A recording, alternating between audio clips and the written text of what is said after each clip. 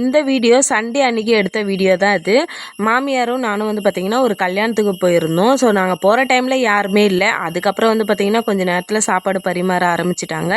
அதுக்கப்புறம் வந்து நெய்ச்சோறும் சிக்கன் குழம்பு தான் இருந்தது. அதுதான் சாப்பிட்டோம். குழந்தைங்க கூட சாப்பிட்லாம் போல், அந்தளவுக்கு வந்து நல்லாவே காரம் அதிகமாக இல்லாமல் டேஸ்ட்டு சூப்பராக இருந்தது. ஓணம் பண்டிகை முடிஞ்சு மறுநாளே நாங்களும் வீட்டில் நெய்ச்சோறு தான் செஞ்சதால் அதிகமாக சாப்பிட முடியல. இருந்தாலும் டேஸ்ட்டு நல்லா இருந்ததால் ஓரளவுக்கு நாங்கள் வந்து சாப்பிட்டோம்.